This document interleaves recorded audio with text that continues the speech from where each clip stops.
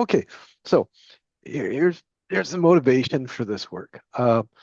I develop exhibits for museums, and in 2018, I developed a roll of honor for a Canadian military regiment, and it had about 5,000 names, and the application was done in English only, although I had the data for both, but at that time it was English only. And it was written in WPF. It was a desktop application to work on a big touchscreen. Um, Recently, they want me to make it bilingual, and they want to make it easily updatable if there has to be changes to this. And I thought about working with the WPF, and I decided it was a bad idea because the database was badly structured and editing the stuff, it's just a big pain. So I thought, let's use DNN and 2sxc because there's so many tools that I can use here. And I've been using this for a lot of museum exhibits these days. It works really well. But there's a problem. I had all this data in a SQL database that was bilingual data, um, but there was no easy way to programmatically move the data from the SQL database into my app into my 2sxc application.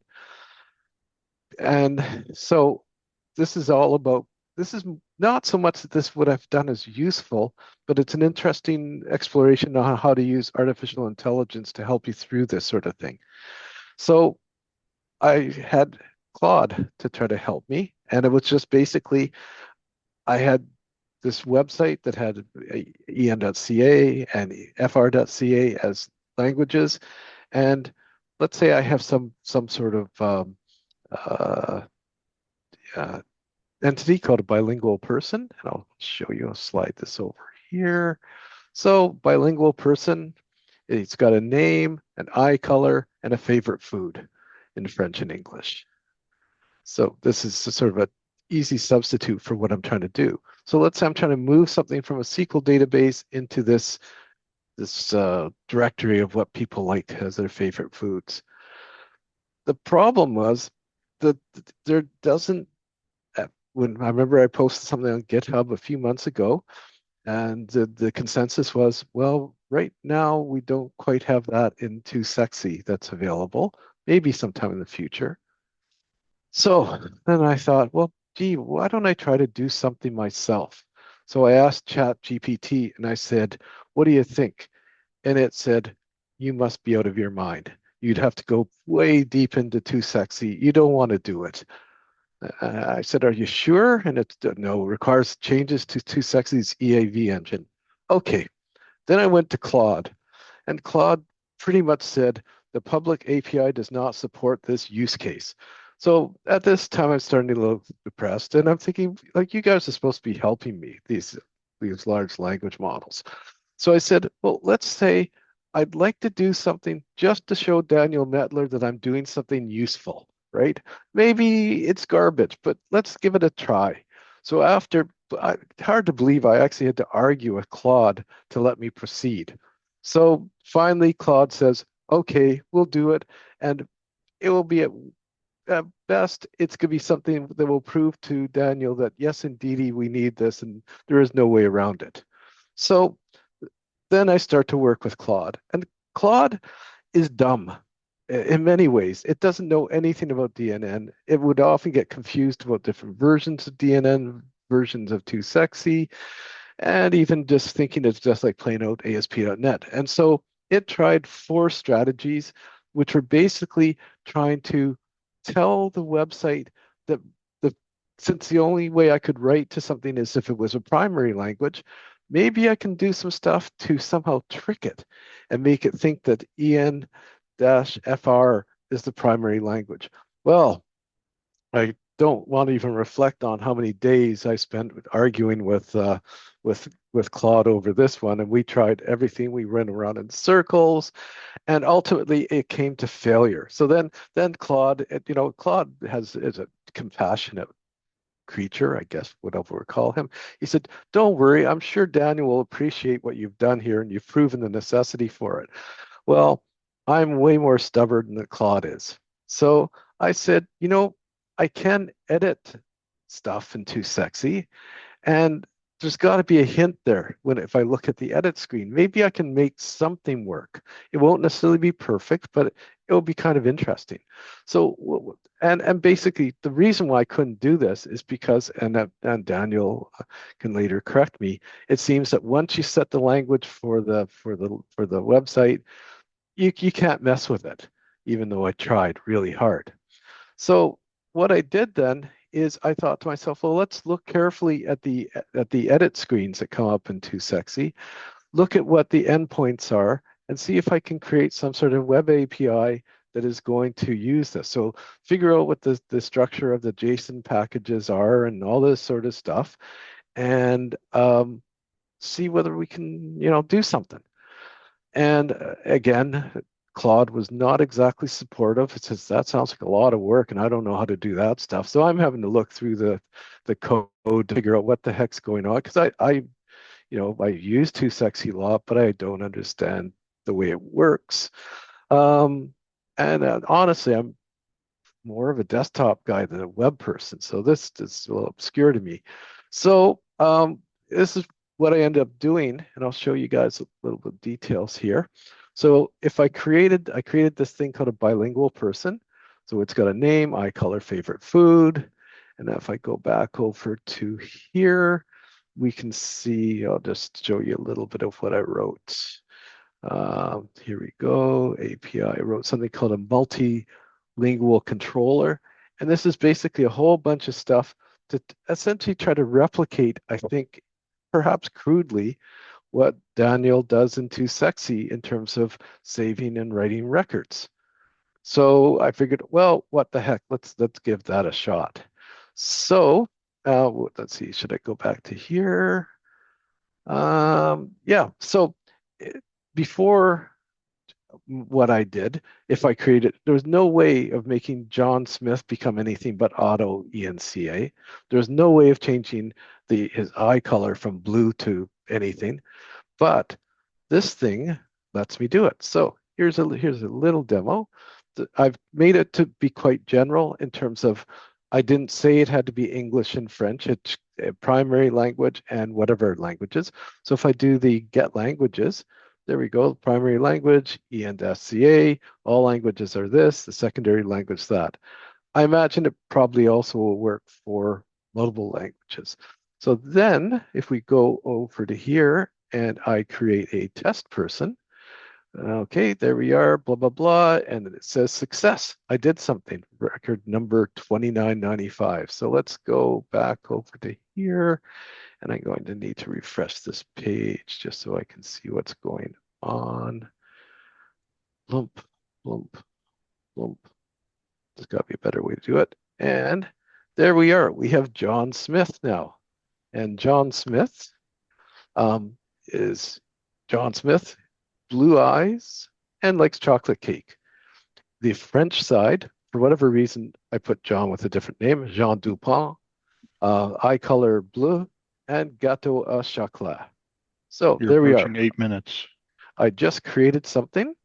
So now if we go back to here, and I want to update it because he actually decided he likes apple pie rather. So I go 2995, update the test person.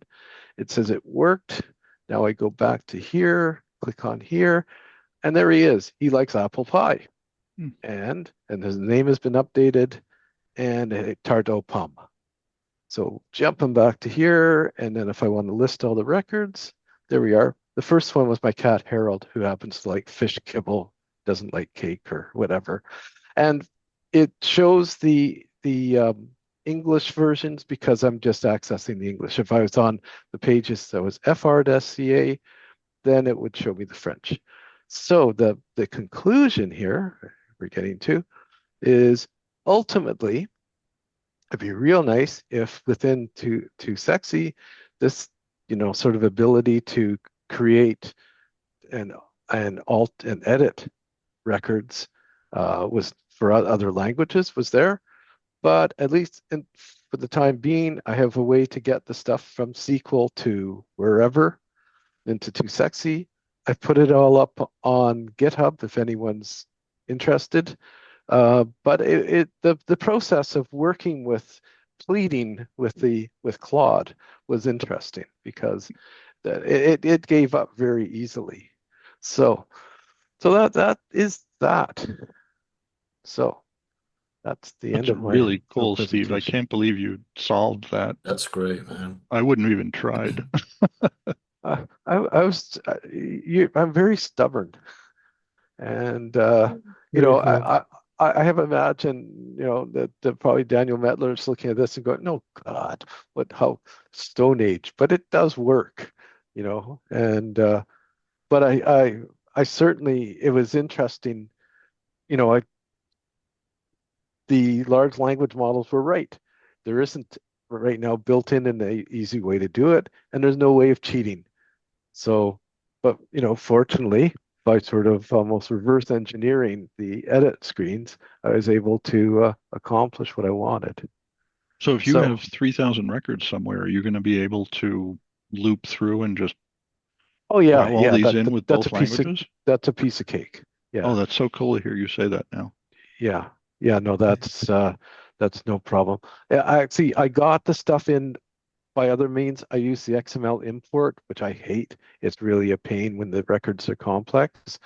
But I have to, there's some records that had the same words for a certain field. There was too many words, and I want to edit for all of those guys.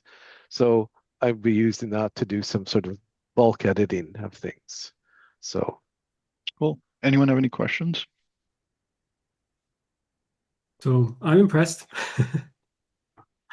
Yeah. Maybe I just want to add something. The reason why there's no public API yet is simply because these things take a lot of time to plan through so that they're stable for a long time, right? And if I make mistakes there, it's going to cost me dearly in the future because I'll have people that can't figure it out. I'll have to make changes that are going to be breaking, etc. So that's why I'm just pushing it ahead of me.